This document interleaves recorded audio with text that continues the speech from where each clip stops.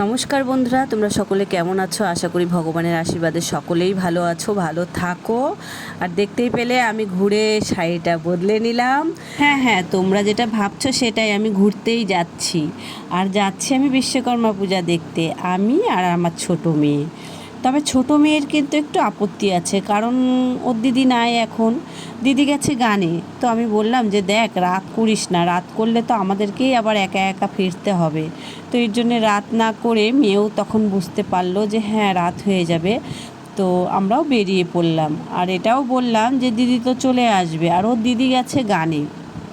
তো ওখান থেকে আমি মেয়েকে উঠিয়ে নিব। পরে আমি ফোন করে জিজ্ঞাসা করলাম, তোর কি গান হয়েছে? মেয়ে বলল যে না, হয়নি। আচ্ছা, তাহলে আমরা দুজনেই বেরিয়ে যাই, তুই চলে আসিস, এটাই বলা হলো। তো এই করে আমরা দেখো বাস স্ট্যান্ডে পৌঁছে গেছি। আর পৌঁছে গিয়েই এই যে আমাকে দেখতেই পাচ্ছ, মেয়ে কিন্তু ভিডিওটা করছে, আমি কিন্তু করিনি ভিডিও। তো দেখো কত মানুষ, এত মানুষের ভিড় দেখেই কিন্তু আমি ভয় পেয়ে গেছি যে এত ভিড়, বাবা ঢুকবো কী করে।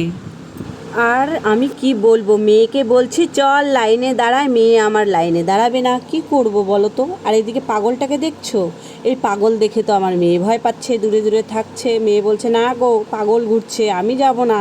তো আমি বলছি যে দেখ, ওটা তো পাগল না, ও সাজছে, তুই চল। কিন্তু সবাইকে না ভয়ও দিচ্ছে পাগলটা। তবে হ্যাঁ, যারা ভয় পাচ্ছে তাদেরকেই ভয় দিচ্ছে। আমার সামনে যেমন অনেক কয়বারই আসছে, আর আমি দাঁড়িয়েই ছিলাম।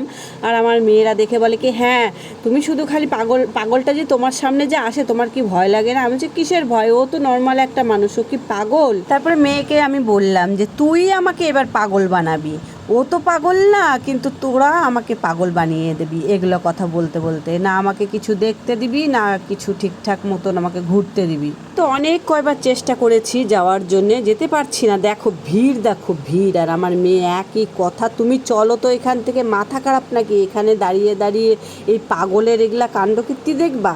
তোমাদেরকে তো মনে হয় বলা হয়নি যে কিসের জন্য এত ভিড়। এখানে কিন্তু পাগলা গারদ করেছে জন্যে এত এত ভিড়। আর সেই আমার মেয়ে বলছে যে এই পাগল দেখার জন্য তুমি এরকম করছো। তবে আমি বললাম যে হ্যাঁ, তোরা ভয় পাস বলে কি আমি ভয় পাই নাকি? আমি কিন্তু যাব, আমি দেখতে যাব, তুই গেলে চল, না হলে থাক। তো মেয়ে বলছে না না না, আমি এখানে যাব না, তুমি গেলে যাও গা, মোবাইলটা নিয়ে যাও। তবে হ্যাঁ, আমি মোবাইলটা নিয়ে যেতে পারিনি, কারণ এত ভিড়। দেখো মোবাইলটা যদি আমার পড়ে যায় তাহলেই ভেঙে যাবে, আমার আর কিছু করার থাকবে না। তো যাই হোক, আমি সেইভাবেই ঢুকে গেছি, ফাঁকে কিন্তু আমি ঢুকেছিলাম। হ্যাঁ, তো এই যে বেরিয়ে এসে আমাকে আবার মারতে যাচ্ছিলো পাগলগুলা। তো যাই হোক, ওরা তো মারবে না সেটাও আমি জানি ভালো মতন, কিন্তু দেখে বেশ ভালো লাগলো, ভালো একটা জিনিস করেছে। এই একটা পাগল কিন্তু কিন্তু বাইরে গিয়েই শুধু খালি এই যে বাচ্চাদের, তারপরে যারা ভয় পাচ্ছে তাদেরকে শুধু খালি ভয় দিচ্ছে।